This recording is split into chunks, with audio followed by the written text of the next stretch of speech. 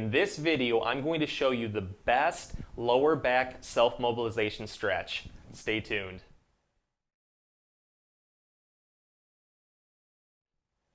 Hey everyone, Dr. Rowe here at SpineCare in St. Joseph, Michigan. So before we get started, definitely make sure to check out that disclaimer at the beginning of the video before trying to attempt anything in this video.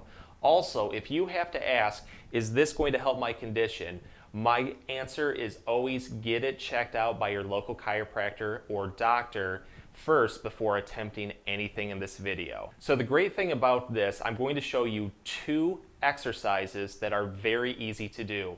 You can do them at home, you can do them at work, but they're very good at self-mobilizing the lower back to open it up and get a release. You may even get a pop or crack sensation into the lower back while doing these. It doesn't require any special equipment, and again, very easy to do. So let's get started with them. So before we start with the first exercise, I want to go over the contact point because it's very important. With the lower back, if you feel down the middle of your back, you're going to feel little bony bumps. Those are the spinous processes. We don't want to make contact on those, but rather go over to the side a little bit where the muscle attaches right through here, right across these transverse processes of the spine.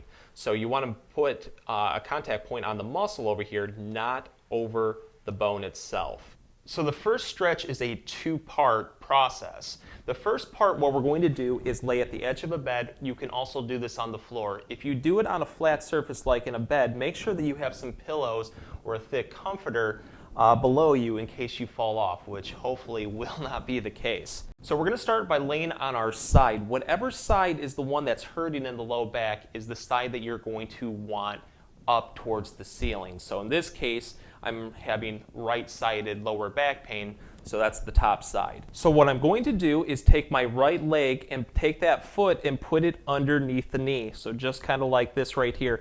And then I'm going to put the foot flat. This is very important also. We're going to take the left knee, that bottom leg, and drive it downwards into our right foot. This is going to create an anchor point. It's very important for the leverage that we need to do in this next part. So with the next part, we're going to get in a nice straight position right here. So our hip wants to be up towards the ceiling. This right shoulder is also going to be up towards the ceiling, a nice straight line.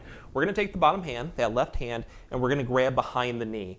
And from here, we're going to start to rotate and pull over on that knee. So we're bringing the knee downwards to build rotation into that right side of the lower back. If you start to feel pain at any point while doing this, please discontinue immediately. This is not recommended for you at that point. Or if you have anything major like a disc herniation, disc bulge, pinched nerve, something like that, go to the chiropractor instead. So what I like to do is keep going down, rotating it down as much as I'm able to go until I get a very nice stretch into the lower back. And if there's something locked up that releases very quickly, you might get a pop, crack, or self-release into the lower back. That is completely normal. That is just gases being released. So I like to hold this one for about 15 to 30 seconds. I come back up and then I do it a couple more times. So if you still don't feel like it worked that out to get that self-mobilization in the low back, this is what we can do next. So I'm going to turn over to be able to show it to you. So with the next part, we're going to focus on more soft tissue to help get that self-mobilization or release we're looking for into the lower back. Start off by going back to the first position. So we're going to lay right on our side. We're going to put the foot underneath the knee to create that anchor point. We're going to grab behind the knee and start to pull down to create that tension into the lower back. Next, what I'm going to do is take this part of the palm, the outside right here, or I should say the inside of the palm right at the pisiform, and go up to the top of the lower back. Remember how we were talking about the spinous processes earlier? Find the spinous process and go over just a little bit. You should start to feel that big muscle group right there. That's where we want to target. So we're going to take that part of the palm and we're going to place it right at the top of the lower back. Put a little bit of pressure in there, but not enough to cause any discomfort. Put pressure into that muscle with the palm and then slowly glide downwards, just doing a nice self-massage into that muscle. And the odds are, if this allows you to get a very quick muscle release, you might get a pop or crack sensation into the lower back also. Again, that is completely normal. So I just keep doing this just over and over again, just for a nice self-massage. And if you do notice that there's one particular spot that's standing out, do this next. Take 2 fingers, make a hook with them, go over the spinous process of that area and go over just a little bit to hook that muscle. So just really hook that muscle, build some pressure in there. And then from there, what I'm doing is I'm gliding outwards. So I'm hooking that muscle and pulling on it outwards.